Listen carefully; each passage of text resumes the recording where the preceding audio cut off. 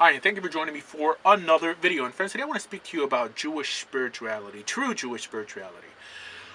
Why the word true? Mainly because there's a whole lot that exists in the Jewish world today under the term spiritual or mystical. And the first thing we should ask in these circumstances is ultimately which is true, or at least biblically true or accurate. So friends, because the word spiritual or spirituality really lacks a definitive definition, we first really need to define what we're discussing here today.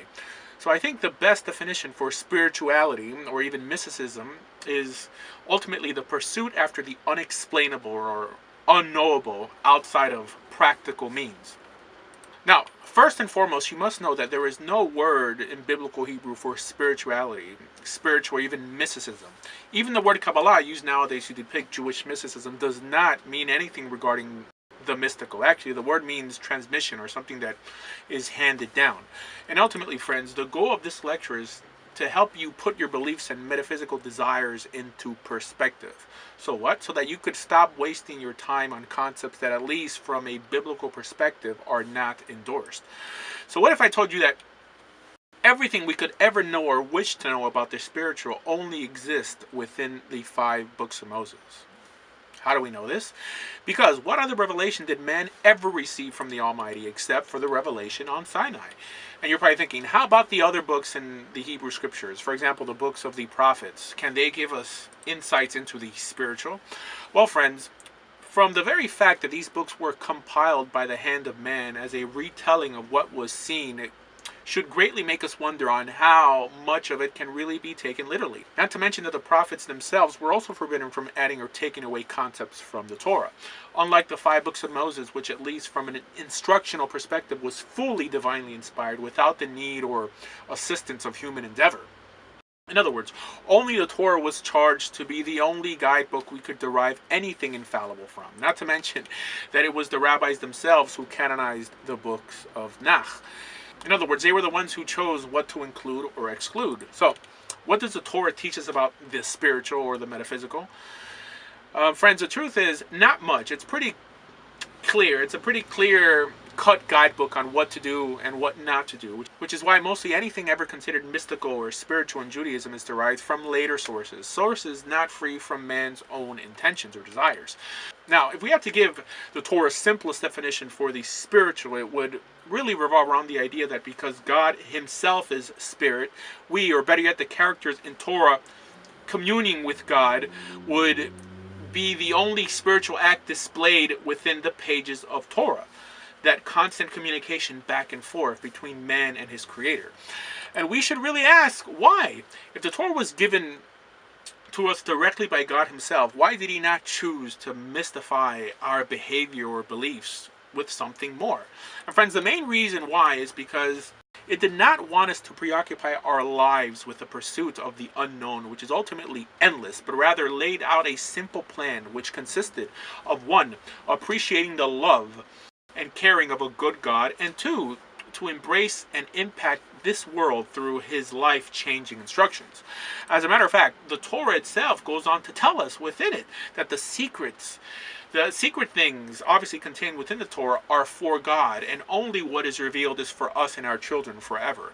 Because again, the Torah does not and has never revolved around the mystical, but rather around the loving God and his life-changing instructions. And friends, there's nothing mystical about this. And honestly, by glancing over the lives of our biblical patriarchs, can we say, at least by today's standards, that they were spiritual individuals? Not really. And the truth is that their spirituality did not extend beyond their acknowledgement of a good and loving God and their relationship with him. So, am I saying that everything else we consider mystical or spiritual that exists after the 5 books of Moses is questionable and most likely false? Friends, that's exactly what I'm saying. Because something truly spiritual could only derive from the divine, or it's just hearsay.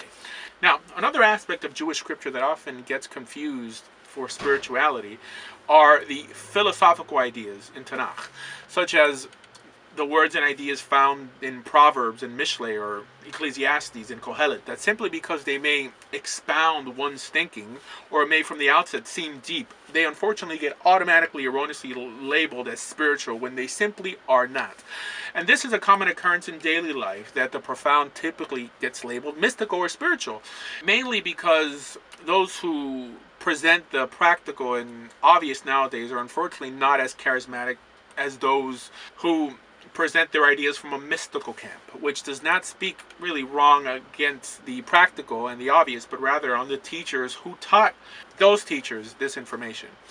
And on this same note, many are also of the opinion that the Torah in itself seems a bit boring and dry, and that how could they be expected to build their religious experience on Torah alone? And to this I would say, if you have ever asked yourself, what did the writers of the most heartfelt set of chapters in the Hebrew Scriptures, the Psalms, what did they base their beliefs and poems on?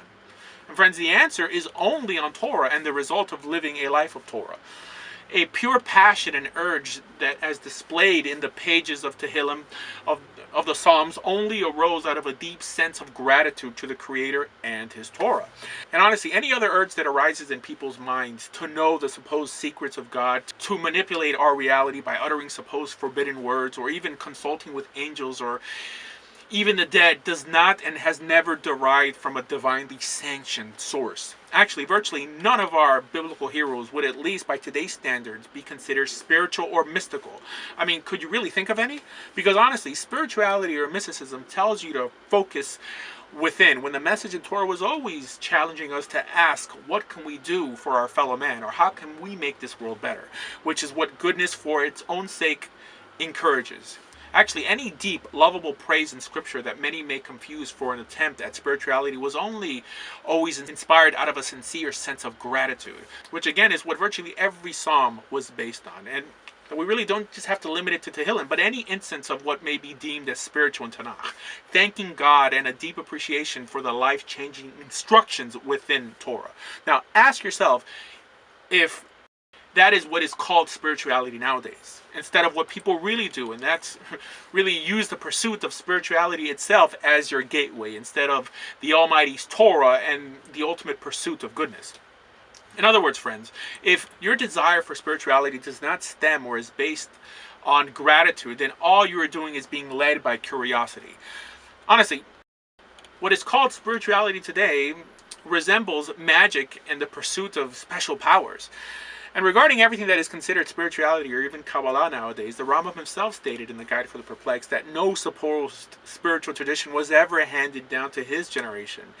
So it's a bit amusing to hear that virtually everything that is considered spiritual today in the Jewish world was actually developed post the Rambam's generation.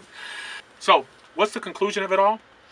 Friends, although many of you came to Torah under the new perspective and outlook that it has provided, and sometimes it may be hard to cap or limit the journey or experience, remember that everything that makes the Torah's instructions ethically functional is the fact that they derive from a divinely infallible source. So, friends, if you realize that most of your day is spent practicing the supposed spiritual customs of men, right, the mystical rituals not mentioned or endorsed by the Torah, our only authoritative source, know that you are not only wasting your time, but are depriving a hurting world of your most valuable commodity, which is your time.